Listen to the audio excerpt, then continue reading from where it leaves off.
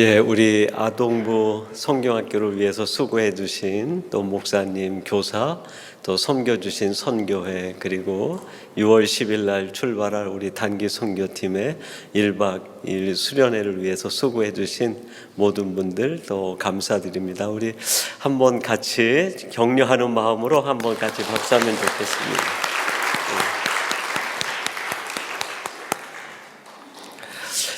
오늘은 주신 말씀 사도행전 9장 5절 말씀을 갖고 만남이 은혜를 결정한다 하는 제목으로 하나님의 말씀을 전하도록 하겠습니다.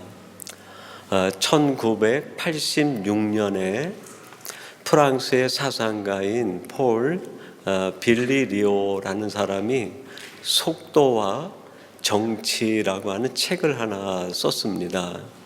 그 내용은 미래 세계는 속도가 지배하게 될 것이다 하는 내용의 책입니다. 비슷한 시기에 미국의 빌 게이츠도 비슷한 책을 냈는데 생각의 속도라는 제목의 책을 냈습니다. 2000년대에 앞서서 전 세계 사람들이 앞으로 미래 세계는 속도가 세계를 지배하게 될 것이다, 그렇게 생각했음에 대한 반증이죠. 근데 이 미오가 그렇게 얘기를 합니다. 속도가 지배하는 세상에 한 가지가 삭제되게 된다 그랬어요. 그것이 만남이라고 했습니다. 속도는 정보를 얼마나 빨리 전하느냐, 그게 관건인데, 그전에는 정보를 전하기 위해선 만남이 우선됐어요. 우리들도 뭔가 기쁜 소식이 있고 뭐 전할 내용이 있으면 전화해서 만나자 얘기하죠. 커피숍에서 만나든 식사를 하며 만나든 아니면 집에 초대를 해서 만나든 만남이 정보 전달보다 우선됐어요. 그런데 금세기에 들어와서는 만남은 삭제가 돼버리고 정보 전달을 얼마나 빨리 하느냐가 우선되는 시대에 살게 된 것이죠. 특별히 코비드-19 시대가 되면서 많은 사람들이 만남은 뒤로 하고 정보 전달에만 우선순위를 두게 됐어요. 세상 사람들이 바쁜 시대 속에서 만남은 뒤로 하고 정보 전달을 우선하는 것은 이해할 수 있습니다. 근데 이게 신앙인에게까지도 영향을 미친 거예요. 우리들이 하나님 앞에 나와 예배하는 것은 만남 아닙니까? 근데 코로나 사태가 되면서 만남은 뒤로 하고 사람들이 전부 실시간이나 아니면 유튜브 채널을 통해서 하나님의 말씀에 대한 정보만 전달을 받는 거예요. 진정한 예배가 드려지기보다는 말씀에 대한 정보를 받는 것을 예배로 생각하게 된 것이죠. 지금 많은 전 세계 교회가 다시 회복하기를 원하고 새롭게 되기를 원하는 것이 있는데, 그게 예배의 본질로서의 만남이 회복되기를 기대하고 있습니다. 이번에 저와 우리 김우진 장로님이 멕시코 칸쿤에서 우리 해외 한인 장로의 제48회 총회가 열려서 참석하게 되었습니다. 개회할 때 개회 예배를 드리는데 현 총회장이었던 서명송 목사님께서 설교를 하시면서 첫 말씀에 그런 말씀을 하시는 거예요. 코비드-19이 끝나고 1년 정도 지난 이때 회복될 줄 알았다는 거예요. 그 코비드-19이 일어나면서 우리들이 얼마나 많이 마음에 자각을 하고 반성을 했습니까? 신앙생활을 이렇게 해서는 안 되겠다. 더 초심으로 돌아가고 하나님의 말씀을 깊이 묵상하고 신앙인답게 살아야 되겠다. 세상은 좀 거리를 두고 하나님을 더 가까이 해야 되겠다. 코로나 사태가 처음 일어났을 때 아마 우리를 비롯하여 전 세계 크리스찬들이 마음에 자각과 도전을 했을 거야. 내가 새로워져야 되겠다. 이제 신앙이 더 본질로 돌아가야 되겠다. 그리고 서서히 코로나 사태가 진정이 되고 오늘이 됐는데 과거에 출석하던 성도들의 약 3분의 1 정도가 아직 돌아오지 않고 있다고 그래요. 더 믿음으로 살아야지, 신앙으로 살아야지, 하나님의 말씀대로 살아야지 결단하고 결심했음에도 불구하고 그렇게 신앙생활 할 수 있는 찬스가 왔는데 돌아오지 않고 있다는 거예요. 여전히 신앙을 정보 차원에서만 신앙생활하고 있는 거예요. 만남이 아직 잘 이루어지지 않고 있는 거예요. 그 다음 날 새벽 예배 시간이 됐습니다. 한국 통합 측에 있는 부총회장님이 이제 초대받아 오셔가지고 그분이 새벽 예배를 인도하시는데 그분이 새벽 예배를 인도하는데 똑같은 얘기를 하는 거예요. 한국 교회가 지금 비상이라는 거예요. 코로나 상황이 끝난 뒤에 교회에 나와 예배하는 성도들의 숫자가 코로나 이전의 예배 성도들의 숫자에 비하면 3분의 1 정도가 출석을 하지 않고 있다는 거예요. 그게 여전히 실시간을 포기하지 않고 할 수밖에 없다는 거예요. 하나님 앞에 나와 예배하는 것보다 유튜브나 실시간을 통해서 하나님의 말씀에 대한 정보를 듣는 것으로 만족한다는 거예요.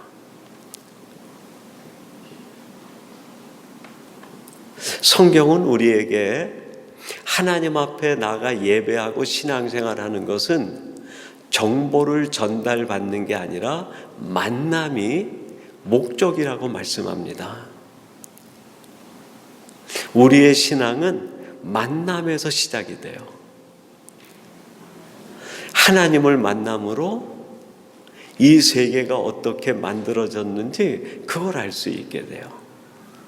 말씀과 만남으로 내가 걸어가야 되는 인생의 길이 어떤 길이 바른 길인지 그걸 알게 돼요. 성령님을 만남으로 하나님이 주시는 힘이 생기게 됩니다. 근데 정보로만 들으면 하나님을 아는 것 같은데 세상을 몰라요. 말씀을 들은 것 같은데 길이 안 보여요. 여전히 세상이 암울한 거예요. 성령님을 아는 것 같은데 마음에 기쁨이 없어요. 내 마음 밑에서부터 확 내 인생을 설레이게 만드는 감동이 없어요.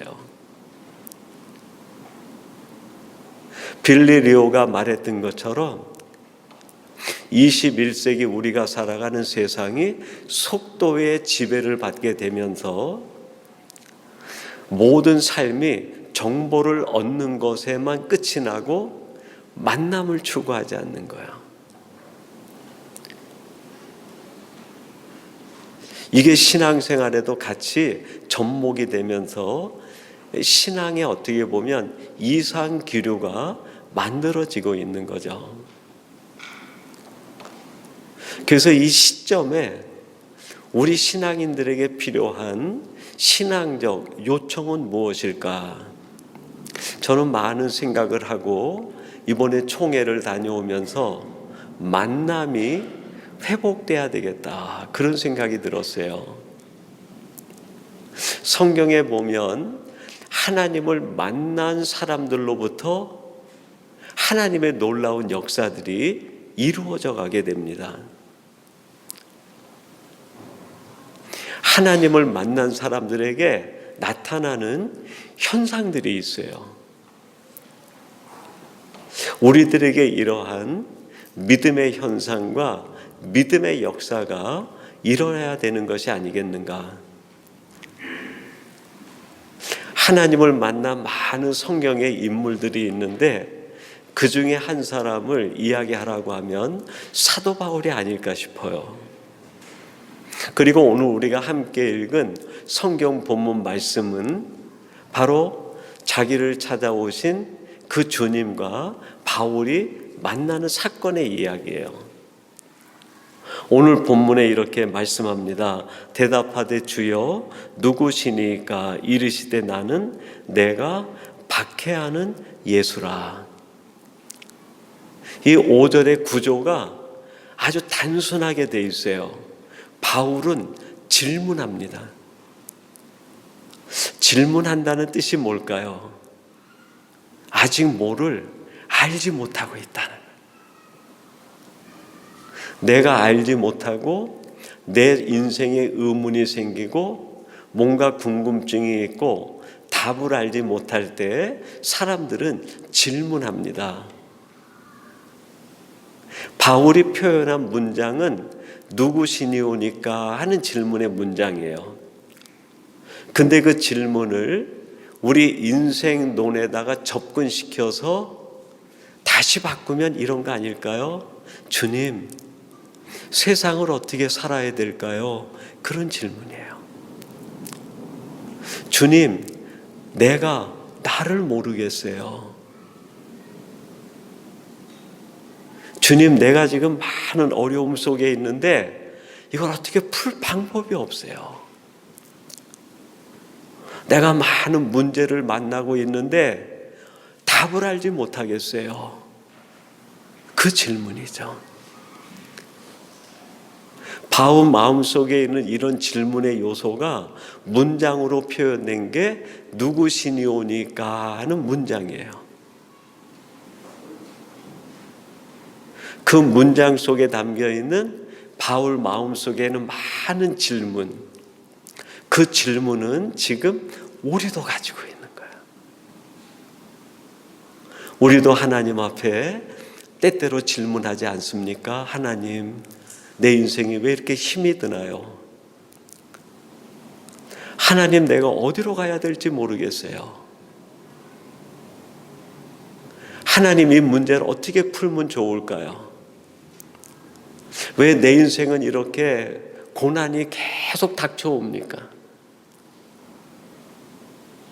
사람과의 관계가 너무 힘들어요. 어떻게 풀 수 있을지 답을 알지 못하겠어요. 우리가 다양한 문장으로 주님 앞에 이야기하지만 그 모든 것이 다 내가 알지 못하는 것에 대한 내 마음의 어려움에 대한 질문 아닙니까? 그 질문에 대하여 주님께서 대답해 주십니다. 내가 박해하는 예수라. 예수님의 대답은 내가 박해하는 예수야. 그런 문장이에요. 근데 그 문장 속에 담겨 있는 예수님의 진짜 메시지의 핵심이 뭘까요? 내가 답이다. 그 뜻이 내가 답이다. 바울아, 네가 가지고 있는 인생의 그 모든 문제에 대하여 내가 다 답을 가지고 있어. 내가 해석자야. 내가 그 문제를 풀어줄게. 그 뜻이죠. 여러분, 내 인생의 문제에 누가 답을 줄 수 있습니까? 주님이 주실 수 있는 거예요. 내 인생의 고달픈 삶, 누가 위로해 줄 수 있을까요? 내 인생의 답 대신은 주님이 주실 수 있는 거예요. 아무에게서도 위로받지 못하는 내 마음의 상처 누가 위로해 줄 수 있을까요? 바울을 찾아오신 예수님, 우리의 치유자 되시는 그분이 내 마음을 치유해 줄 수 있는 거예요. 내가 내 인생의 답이다. 신앙은 저는 그렇게 생각해요. 바로 이 답을 만나는 거예요. 답을.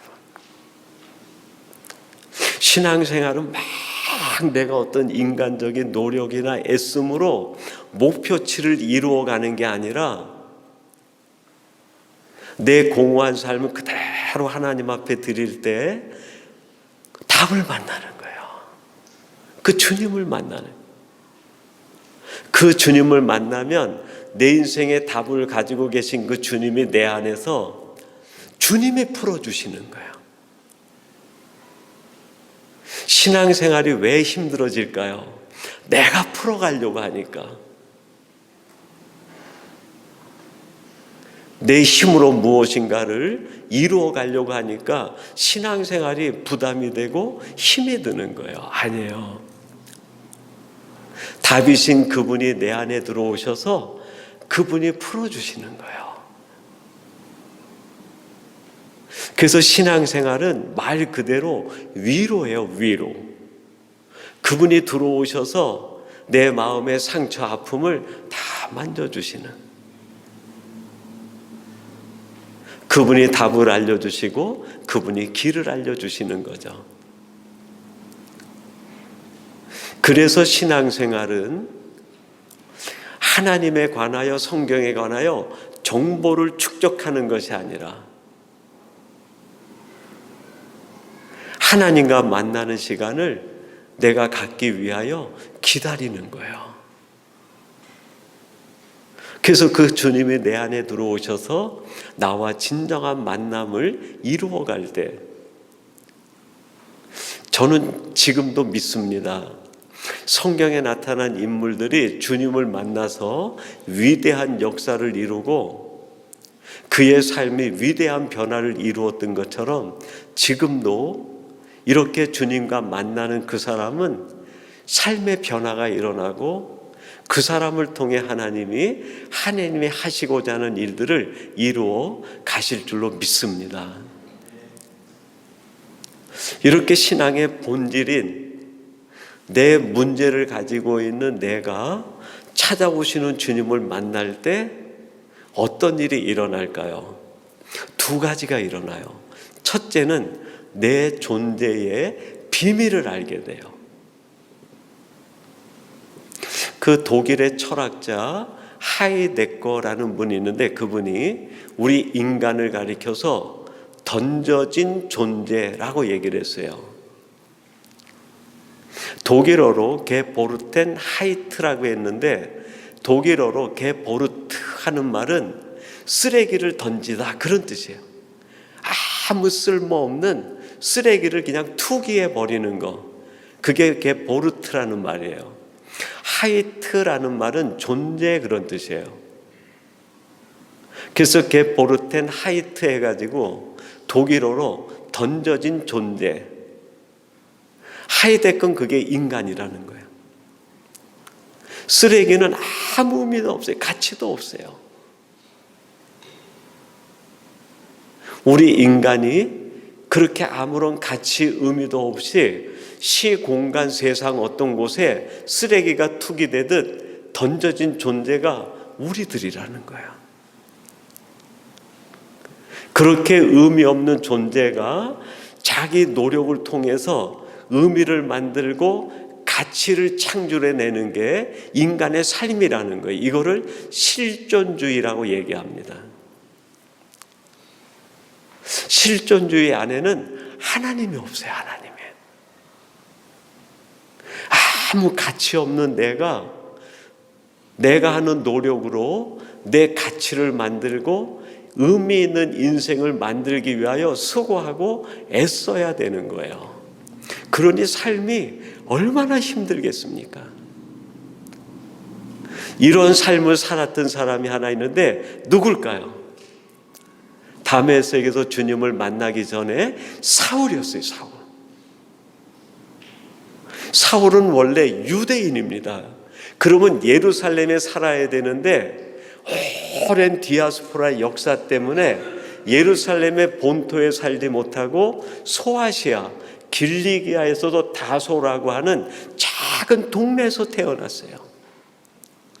자기가 존재하기는 하는데 의미가 없는 거예요. 자기라고 하는 사람은 있는데 사람들이 자기에게 가치 부여를 해주지 않아요. 나는 있는데 의미를 느끼지 못하는 거예요. 내 존재에 가치가 부여받지 못하는. 이게 사울이라는 청년을 얼마나 힘들게 했는지 몰라요. 그래서 스스로 자기에게 가치를 부여하고 존재의 의미를 더 부여하기 위해서 부단하게 애쓰고 노력합니다. 가말리엘 문화에 들어가서 헬라 세계 정통한 철학을 공부해요. 이 공부를 하고 나면 이게 나에게 의미를 부여하겠지. 이게 나에게 가치를 주겠지. 바리새인 중에 바리새인으로 태어나서 율법을 공부합니다. 철저하게 율법주의자가 돼요. 내가 율법주의자가 되면 유대인들이 나를 함부로 못하겠지. 이것이 나에게 의미를 주고 내 가치를 높여주겠지 생각을 했어요. 그래가지고 예루살렘에 왔는데 아무도 알아주지 않는 거예요. 그래서 자기의 의미를, 가치를 더 창출하기 위해서 사내들인 공의의 명을 받아 크리스찬들을 잡아 죽이는데 앞장서게 됩니다. 내가 이렇게 열정적으로 랍비들을 위하여 일하고 제사장들을 위해서 일하면 그 사람들이 내 의미를 알아주고 내 가치를 높여주겠지. 근데 아니었어요. 그걸 하면 할수록 바울은 더 사악해져 갔어요. 자기 존재의 의미는 더 사라지고 더 작아졌어요. 여러분, 어쩌면 이게 우리의 모습 중에 하나 아닙니까? 내가 있는 이곳에서 아무도 사람이 나를 알아주지 않아요. 분명히 나는 있는데 사람들이 나를 투명인간 취급하는 거예요. 내가 있는데 나하고 말도 섞지 않는 거예요. 내가 있는데 나하고 의미 있는 대화를 나눠주지 않는 거예요. 여러분, 이게 세상에서만 있는 게 아니라 어쩌면 우리 공동체 안에서도 이런 일이 일어나지 않습니까? 분명히 한 성도로 내가 여기 있는데 나에게 따뜻한 말 한마디 건네주는 사람이 없어요. 내가 이렇게 열심히 하고 수고하고 노력하면 누군가 나에게 따뜻한 말을 건네주겠지 기대하는데 그 기대가 매번 무너져 내려요. 분명히 나는 존재하는데 사랑받지 못하는 것. 분명히 나는 있는데 신앙 공동체 안에서도 투명인간 취급을 받는 것 같아요. 여러분, 이게 오늘날 크리스찬들의 고독입니다. 이게 성도들의 아픔이에요. 그래서 더 관심을 받고 내가 더 의미 있는 존재가 되고 가치 있는 사람이 되기 위해서 무엇인가 더 수고하고 애써 봅니다. 근데 돌아오는 거는 더 공허해지는 거예요. 내 존재의 의미가 점점 작아져요. 여러분, 이게 우리 어른들의만의 문제일까요? 아니에요. 어쩌면 우리 자녀들은 더 심각하게 이런 마음의 아픔을 겪고 있을지도 몰라요. 학교에서 친구들 사이에서 분명히 자기가 있는데 아무도 말을 걸어주지 않아요. 사랑의 손을 내밀지 않아요. 친구로 대하고 사람으로 대해주지 않는 거예요. 어른들은 그래도 이겨낼 수 있는 그냥 도끼라도 있지만 아이들은 아무것도 없어요. 그런 상황에 몰리게 되면 아이들은 그대로 무너지는 거예요. 우리만 아픈 게 아니라 이 현실 속에 우리 아이들도 지금 똑같이 아픈 거예요. 바울이 길리기아 다소에서 가졌던 아픔이 이 아픔이었어요. 그걸 해결하려고 예루살렘에 왔는데 더 큰 아픔을 겪는 거예요. 이번에 내가 저 크리스찬들을 박해하고 돌아오면 내가 인정받을 수 있을까? 내 의미를 찾고 내 가치가 더 높아질 수 있을까? 그 기대감을 가지고 다메섹을 넘어가다가 주님을 만난 거예요. 주님을 만나는 순간에 누구십니까? 하는 질문은 이 질문이에요. 주님, 제가 이렇게 노력하고 이렇게 했었는데 여전히 내 마음엔 채워지지 않는 아픔이 있어요. 주님이 대답하십니다. 그래, 알아. 내가 답이야. 내가 채워줄게. 그 말씀이죠. 여러분, 만나야 돼요. 정말 주님을 만나야 돼요. 그분이 내 안에서 호흡하셔야 되는, 그분이 내 안에 계실 때 우리에게 나타나는 놀라운 변화들이 있어요. 내 존재의 의미를 발견하게 되는 거예요. 그렇게 던져진 존재 같았던 이 사도 바울이 주님을 만나는 순간에 자기 존재의 비밀을 발견해요. 에베소서 1장 5절에 이렇게 고백합니다. 그 기쁘신 뜻대로 우리를 예정하사 예수 그리스도로 말미암아 자기의 아들들이 되게 하셨으니, 내가 전에는 쓰레기처럼 투기된 존재인 줄 알았는데 다메섹에서 주님을 만나는 순간에 하나님의 기쁘신 뜻대로 하나님의 예정 가운데 나를 이렇게 만들어 여기에 보내셨다는 것을 드디어 알게 돼요. 하나님의 그 크신 계획 속에 내가 존재하고 있고 하나님의 뜻이 있어 나를 만들어 여기에 보내셨다는 거예요. 내가 던져진 쓰레기가 아니라 하나님의 위대한 작품이었다는 거예요. 제가 1980년대에 그 신학 공부를 할 때 그때 나왔던 소설 중에 이문열 씨가 쓴 사람의 아들이라는 제목의 소설이 있었어요. 그 당시에 많은 크리스찬들이 사회에 대한 부조리에 대항하지 못하고 신앙생활하는 데만 머물고 기도원에만 머물고 있는 거예요. 그걸 보고 너무 안타까워서 이문열 씨가 사람의 아들이라는 소설을 통해서 이 불의한 세상에 크리스찬이 뭔가 목소리를 내야 되지 않느냐 하는 뜻에서 쓴 소설입니다. 그게 일반 독자들에게도 스테디셀러가 됐지만 신학생들에게는 반드시 읽어야 되는 책이 됐어요. 그리고 어떤 교수님은 그 책을 읽고 독후감을 써서 내는 게 과제이기도 했어요. 이렇게 그 책이 많은 한국인들에게 반응을 일으키게 되자 교보문고에서 작가와의 만남의 시간을 만든 거예요. 그 이문열 씨가 나오고 많은 사람들이 와가지고 이제 서로 질문하고 답을 듣는 거예요. 저도 이제 친구 몇 사람하고 교보문고에 가서 정말 자리를 잡고 이문열 씨가 사람의 아들이라는 책을 쓴 그 이 배경과 자기 마음을 얘기하는 걸 들을 수 있는 기회가 있었어요. 많은 얘기들이 있었는데 핵심은 그거예요.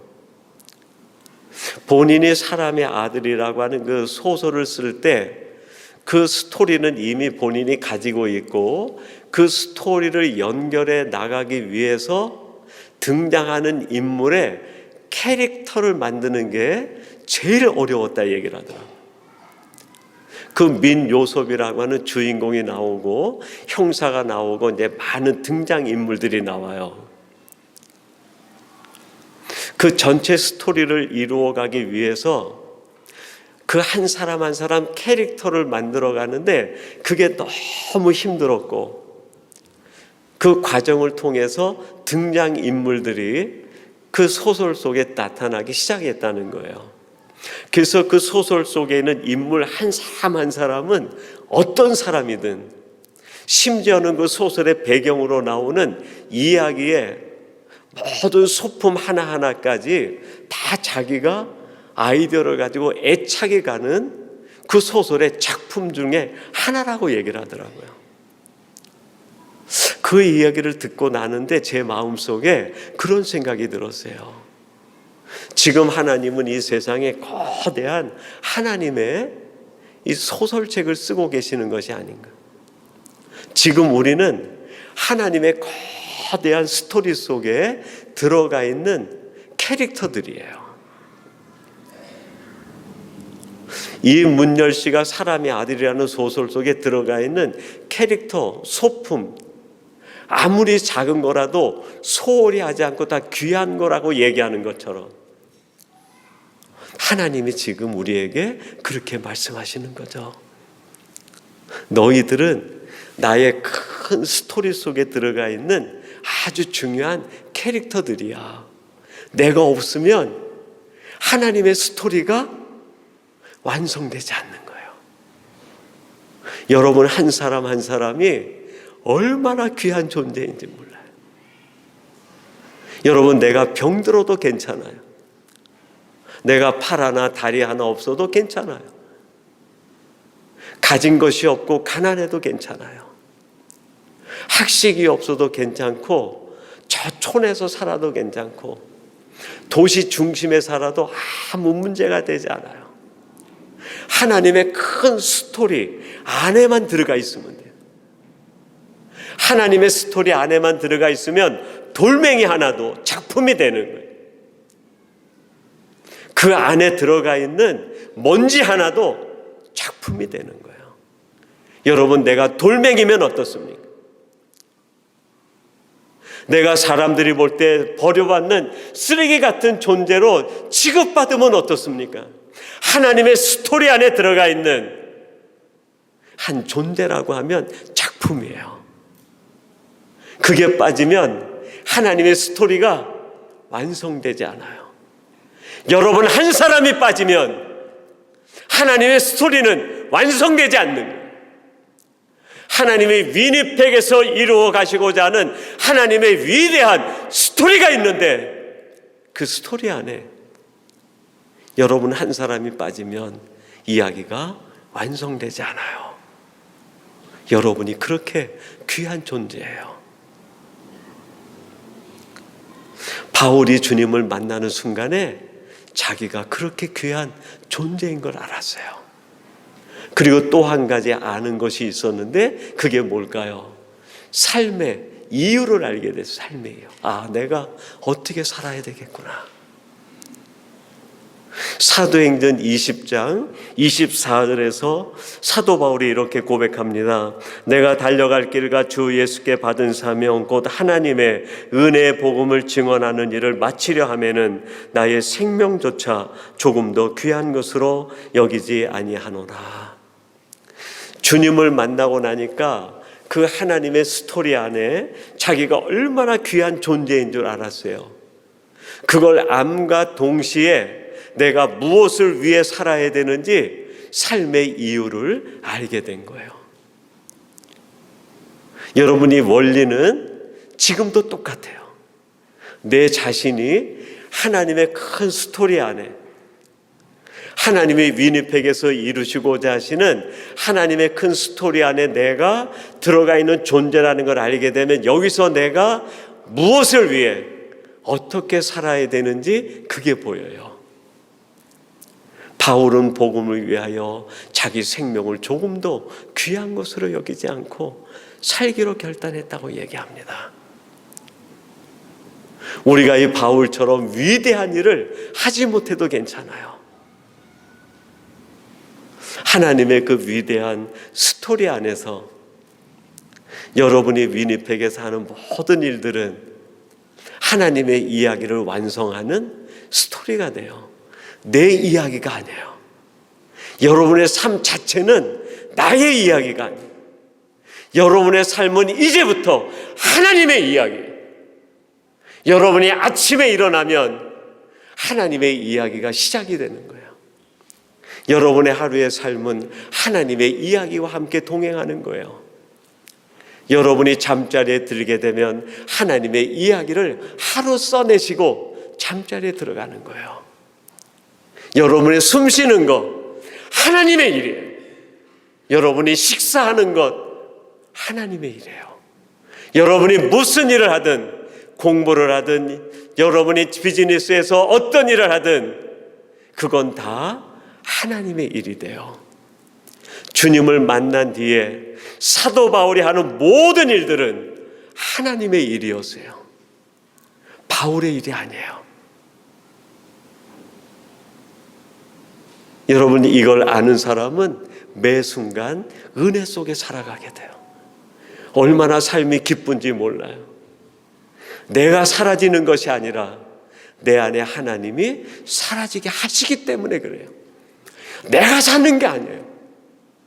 내 힘으로 사는 게 아니라 내 안에 계신 하나님이 나를 통해서 하나님의 일을 하고 계시는 것을 느끼게 되고 깨닫게 되니까 매 순간이 설레이는 거예요. 매 순간이 얼마나 기쁜지 몰라요. 이게 바울의 삶이었어요. 여러분, 왜 바울만 이렇게 삽니까? 똑같이 주님을 믿는 사람인데 왜 바울은 이렇게 설렘의 삶을 살고 우리는 낙심과 절망의 삶을 삽니까? 아니에요. 적용이 잘못돼서 그래요. 바울이 주님을 만나 자기 인생의 비밀을 깨달은 것처럼 내가 주님을 만나서 이 비밀을 발견하면 우리도 똑같이 매일 설레임의 삶을 사는 거예요. 기뻐 견딜 수 없는 그런 삶을 살게 되는 거예요. 여러분이 이러한 삶을 살아가는 하나님의 사람들이 되시기를 주님의 이름으로 축원합니다. 우리 같이 기도하겠습니다. 하나님 아버지, 사도 바울이 길리기아 다소의 쓰레기처럼 투척되어 의미 없는 인생을 살아가서 그것이 너무나 힘들고 어려울 때 다메섹에서 주님을 만나 자기 인생의 비밀을 알고 삶의 이유를 발견한 것처럼 하나님, 우리들도 이 신앙의 비밀을 깨닫게 주옵소서. 우리의 신앙과 내가 유리되는 것이 아니라 신앙이 곧 내가 되게 하시고 내 삶이 곧 신앙이 되게 해 주옵소서. 예수님의 이름으로 기도하옵나이다. 아멘.